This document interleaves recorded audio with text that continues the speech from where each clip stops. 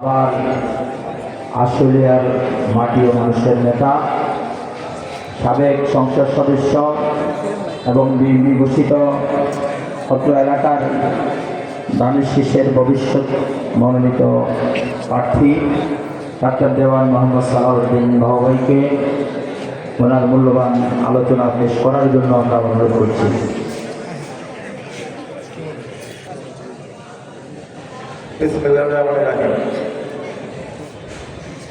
জামিয়া আশরাফিয়া দারুল উলুম নদুমিয়া এই বিপদ ও দাওয়ারে হাদিস সমাপনী সংসদের দপ্তর উপলক্ষে আজকে এই ওয়াজ মাহফিলে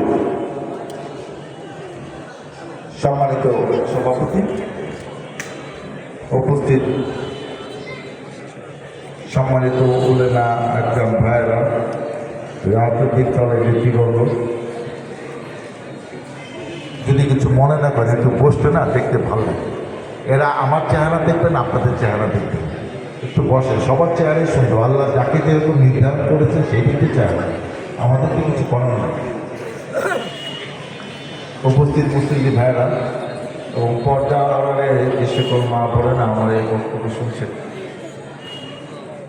আসসালামু আলাইকুম।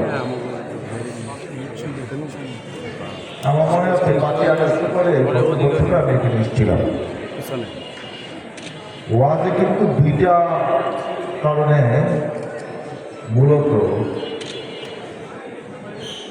যে উপলক্ষে ওয়াজটা করা হলো, আপনি হাফেজ ছাত্রদের স্বীকৃতি হিসাবে আপনি পাগড়ি পরিয়ে দিলেন, কিন্তু ওয়াজের আসল লক্ষ্য থাকে কিন্তু 1 নাম্বার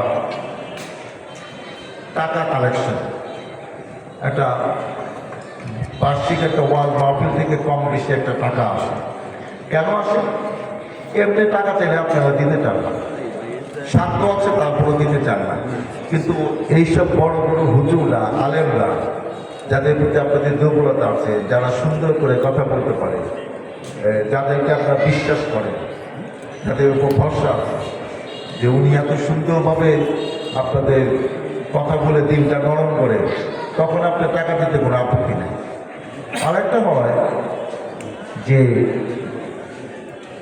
এখানে যারা ওয়াজ করে অনেক কিছু জানা শেখা আছে, এরা অনেক বছর ধরে অনেক অভিজ্ঞতা অর্জন করে দেশে বিদেশে, তারাও তাদের উপরে আলেমদের কাছ থেকে অনেক কিছু শিখেছে এবং তারা এমন সুন্দরভাবে মুসলমানের ইতিহাস, ইসলামের ইতিহাস, আমাদের প্রিয় নবী রাসূলদের জীবন আলোচ্য এবং তাদের জীবনের থেকে অনেক কিছু জানা আসে, শেখা আছে এবং যেগুলো আমরা পালন করলে, আমল করলে আমাদের জীবন সুন্দর হবে, আমরা সহজে বেহেশতে যেতে পারবো।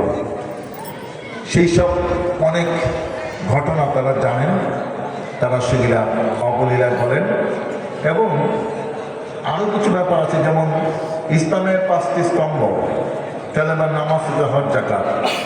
আমরা 5 ওয়াক্ত নামাজ পড়ি। কেউ কি বলতে পারবেন যে আমার সব নামাজ কবুল হচ্ছে কিনা? আমি জানি না।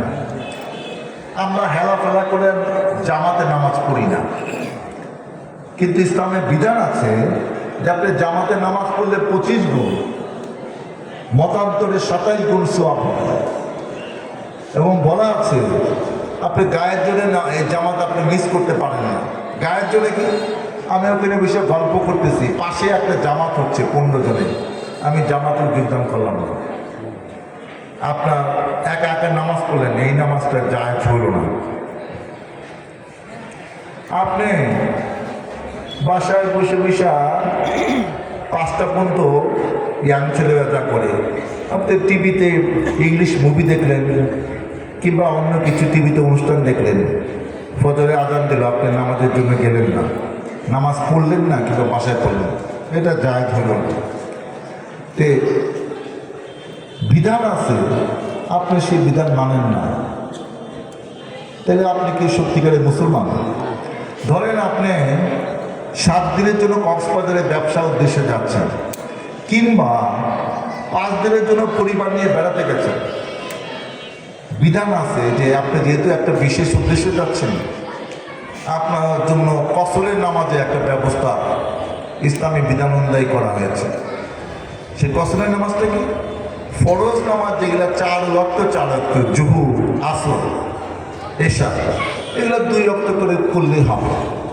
এখন অতি উৎসে একজন করলো, কেন আমার তো সময় আছে, আমি 4 ওয়াক্ত পড়ব। কোনো কোনো হুজুর বলে যে সে এরকম যদি গায়ের জোরে কক্সবাজার 48 মাইল কিংবা 77 কিলোমিটার যেখানে আপনি থাকেন সেখান থেকে দূরে গেলে আপনার জন্য কসর নির্ধারিত হয়ে গেল। এটা আমার বিধান। কিন্তু তাই বলে মাগরিবের নামাজ কসর হবে না, ফরজ নামাজ। আর ফরজের 2 রাকাত সেটা কিন্তু কসর হবে না। আপনি সুন্নত 4 রাকাত পড়লেন, জুহুরে, এশা পড়েন, সেটাও কিন্তু আপনার 2 রাকাত পড়লে হবে না। তো এই যে নিয়মগুলো আছে আমরা অনেকে জানি কিংবা জানি না, কিন্তু মানি না। কিন্তু এই ওয়াজ করলে লাভ হয় কি জানেন? এই ওয়াজের শেষে কিন্তু একটা দোয়া হয়। দোয়াটা কেন হয় জানেন? আমরা কিন্তু আল্লাহর কাছে কান্নাকাটি, মানুষ মাত্রে ভুল হয়। এমন কোনো লোক আত্মবিশ্বাস নিয়ে বলতে পারবে না যে আমার জীবনে কোনো ভুল হয়নি, আমার সব নামাজ মহান আল্লাহ তাআলা কবুল করতেছে। আমরা কিন্তু সেই সব ভুল বাতির জন্য আল্লাহর কাছে মাপ চাই। অনেককে কাঁদতে দেখেছি আমি, 2-4 জনের খবরও জানি যে ওয়াজে গিয়ে আসে শুদ্ধ হয়েছে। আগে সে অনেক মিশা কথা করতো, অনেক সে মানুষের টাকা নিয়ে ঠকাইতো। এখন এগুলো মিশা কথা ঠকানো থেকে বাঁচছে। একটা মানুষ ওয়াজে এসে আমূল পরিবর্তন হবে এটা তো আপনি আশা করতে পারেন না। কিন্তু কিছু যদি হয়, এই ওয়াজ থেকে যদি 5 জন মানুষও তার পরিবর্তন হয়, 5 ওয়াক্ত নামাজ ওয়াক্তে পড়ে, যেটা সে আগে পড়তো না, তাহলে কি মনে হয় না যে আপনার ওয়াজ সার্থক হয়েছে? সেই জন্যই আমি নিশ্চিত, আমি পৃথিবীতে 32টা দেশের শত দেশে গিয়েছি, ঘুরেছি। সরকারি কারণে 10 বছর এমপি ছিলাম, পারিবারিক কারণে অন্য ডাক্তারি সেমিনারে। এই বাংলাদেশের মতো ওয়াজ কোথাও হয় না। কিন্তু এইটাও কিন্তু আপনি 17 বছর করতে পারেন না। অনেক জায়গায় বড় বড় হুজুরদের আসতে যাওয়া হয় নাই, 133টা জারি করছে। মঞ্চের থেকে আইসা যারে পছন্দ হয়েছে, আওয়ামী লীগ করে না, তাকে ধরে নিয়ে গেছে, তাদের মাইক কেড়ে নিছে এবং তাদেরকে চেয়ার থেকে উঠিয়ে দিছে। এরকম অনেক নজির হয়েছে। গত বছর থেকে আবার ওয়াজটা শুরু হয়েছে। আমরা আশা করি যে এই ওয়াজ যেন বাংলা মাটিতে, বাংলাদেশে আরও বেশি করে হয়। এবং আমরা আশা করব যে উদ্দেশ্যে নিয়ে ওয়াজ হচ্ছে সেটার জন্য 100% সফল হয়। এই যে হাফেজ ছাত্রদের যে দস্তাবন্দি, পাগড়ি পড়ানো, এটা এক ধরনের স্বীকৃতি দেওয়া। কিন্তু এটারও একটা ছোট্ট ইতিহাস আছে। এটা এমনি কিন্তু আসে না। কি সেই ইতিহাস আপনারা জানেন কি না? একসময় স্পেন একটা খ্রিস্টান দেশ। এখন 710 সাল থেকে 1492 সাল এটা একটা মুসলিম রাষ্ট্র ছিল। এখন সেটা খ্রিস্টান। কেন সেটা ইউএসএ, সেই ইতিহাস আমি বলতে আসি নাই। কিন্তু সেইটা কেন আমরা হারাইলাম সেটাও তো আপনাদের যারা অনেক কিছু জানেন তাদেরও তো জানতে হবে। এবং অনেক খ্রিস্টান দেশে যখন আস্তে আস্তে মুসলমান হচ্ছিল, তখন খ্রিস্টানরা যাদের এইসব পাদ্রী, যারা ধর্মযাজক, তাদের দুষ্ট বুদ্ধিতে বলা হলো যে এইভাবে যদি মুসলমান হতে থাকে এই দেশটাও খ্রিস্টান থাকবে না, সবই মুসলমান হয়ে যাবে। অতএব তাদের নানা রকম দুষ্ট বুদ্ধি তারা শিখিয়ে দিল। সেগুলা কি? ধরেন 5-4 জন লোক ক্লাসে পোলাপান ঠিক করে দিল যে মসজিদ থেকে যখন বাইরে বলবো, ওরা তো মসজিদে নামাজ পড়বো, তুই তো নামাজ পড়বি না, তুই জুতা স্যান্ডেল হয়ে আসবি, যেগুলো দামি জুতা স্যান্ডেল 20-30টা নিয়ে আসবে। এখন আপনি দেখেন, আপনি গিয়ে দেখলেন আপনার জুতাটা নাই, তারপরে শুক্রবার গিয়ে দেখলেন যে আপনার স্যান্ডেলটা নাই। যাদের মনোবল শক্ত, ইমাম শক্ত, সে জুতা পাত্তা দেবে না, সে নামাজ পড়তে যাবে, যেটা গেলে খালি পায়ে মসজিদে যাবে। কিন্তু যার মনোবল ইমাম শক্ত না, সে তো মসজিদে দিয়ে একবার নাও যেতে পারে জুমার নামাজ পড়তে।